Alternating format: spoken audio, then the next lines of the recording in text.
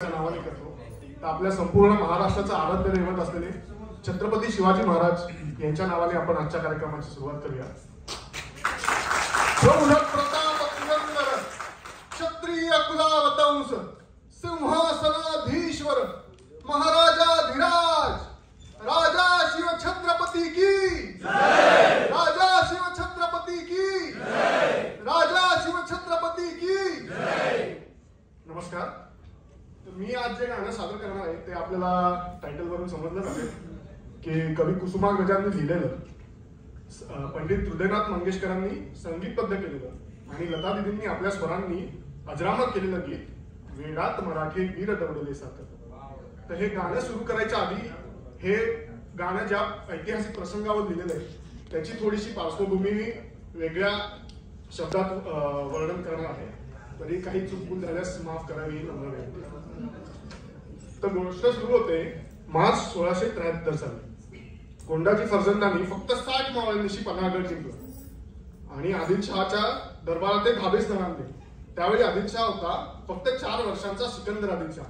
त्याच्या नावाने त्याचा वजीर खवास खान हा राज्यकारभार पाहत असे। अफजल खानाच्या वेळेस ज्याप्रमाणे महाराजांना मारण्यासाठी विडा ठेवला गेला तसाच पैजेचा विडा याही वेळेस ठेवला आणि तो उचलला अब्दुल करीम बहलोल खान या पठाणाने।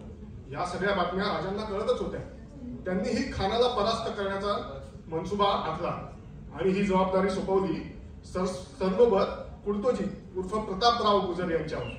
महाराजांनी स्पष्ट आदेश दिला, बहलोल खान बहुत वळवळ करतो, त्यास मारून परास्त करणे, फतेह करणे। आणि ज्याप्रमाणे बहलोल खानाची 12,000ची फौज कोल्हापूरच्या दिशेने निघाली तसेच प्रतापराव सुद्धा आपली 15,000ची फौज घेऊन निघाले। दिनांक 15 मार्च 1673 ला प्रतापरावांनी खानाच्या फौजेला दरडा घातला आणि त्याचं पाणीच तोडलं। पाणी न मिळाल्यामुळे खानाचे हत्ती घोडे सैनिक मरायला लागले। अशातच रावांनी त्याच्यावर छुपा हल्ला केला आणि त्याचा मस्तवाल हत्तीच पळवून आणला। खानाला समजलं नाही आता करायचं काय। त्याच्या समोर एकच पर्याय होता, प्रतापरावांना शरण जाणं। त्यांनी आपला एक वकील प्रतापरावांकडे पाठवला। तो वकील हाताला पांढरा रुमाल बांधून प्रतापरावांसमोर आला आणि म्हणाला, आम्ही आपलेच आहोत, आम्हा सोडून द्या, या पुढे आम्ही येणार नाही। आता बादशहाच्या हुकुमाने आलो, नाहीतर आमचे आपल्याशी काहीच वैर नाही। आणि काय आश्चर्य, प्रतापराव त्या वकिलाच्या या गोडगोड बोलण्याला भुलले आणि त्याला सोडून दिलं। बहलोल खानाला धर्मवाट दिली। तारीख होती 16 एप्रिल 1673। महाराज यावेळी पन्हाळगडावर होते। प्रतापरावांनी महाराजांना लगेचच कळवलं, महाराज आसमानी फत्ते झाली, खान परास्त केला, त्यास धर्मवाट दिली, खान आता परत काही येत नाही। प्रतापरावांना वाटत होतं आपल्या हुशारीमुळे महाराज आपली तारीफच करतील, आपलं कौतुक करतील, पण झालं मात्र उलटच। राजांना आला प्रचंड राग।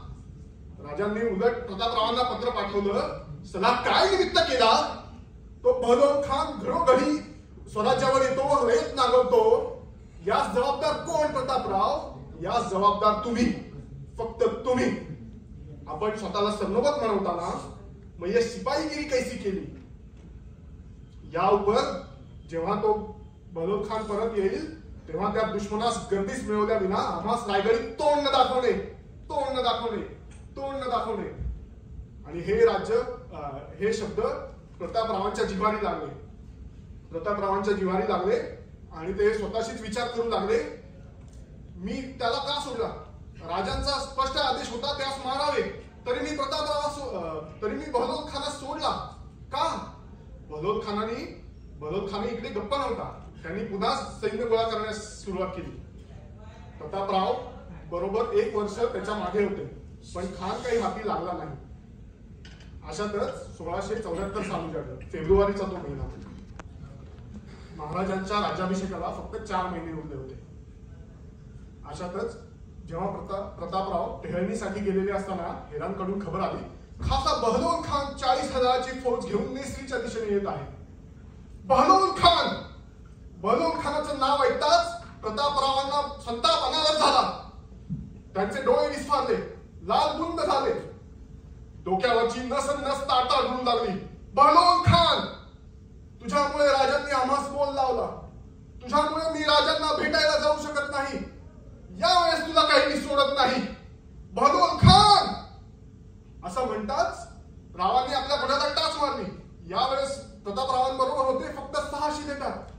रावांना जाताना बघून ते 6ही जण घोड्यावर निघाले. 7 जण निघाले. 40,000च्या फौजेचा सामना करायला आपली 15,000ची फौज मागे ठेवून 7 जण निघाले. त्यांची आणि खानाच्या सैन्याची भेट पडली ती नेसरीच्या खिंडीत. काय तो त्यांचा आवेश, काय तो त्यांचा पराक्रम.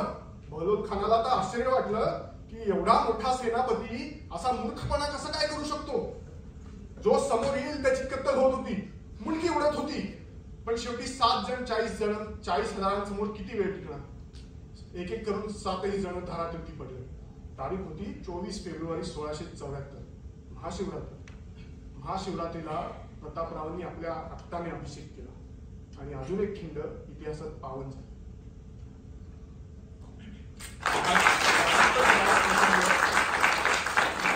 सांगताना कुसुमाग्रज म्हणतात, म्यानात नवसळे तरवारीची पात, वेडात मराठे वीर दौडले सात, वेडात मराठे वीर दौडले सात.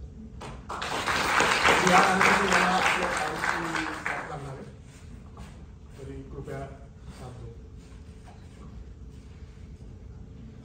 म्यानातून उसळे तरवारीची पात, म्यानातून उसळे तरवारीची पात, वेडात मराठे वीर दौडले सात, वेडात मराठे वीर दौडले सात.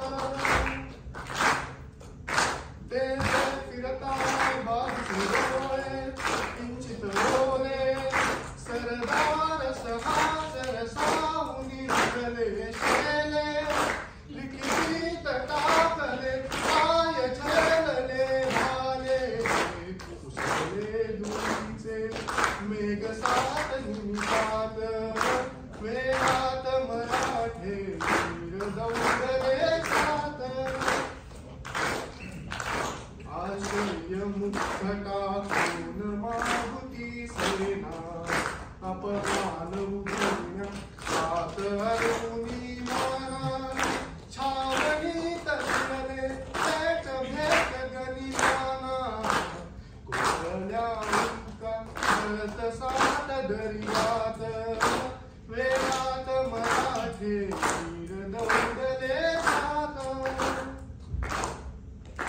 खालून आगवर आग बाजूनी, समशेर उसळली सहस्र क्रूर इमानी, गर्वीत लोपले सात जीव देवानी, सात जळाले अभिमानी वडगात, वेडात मराठे वीर दौडले सात.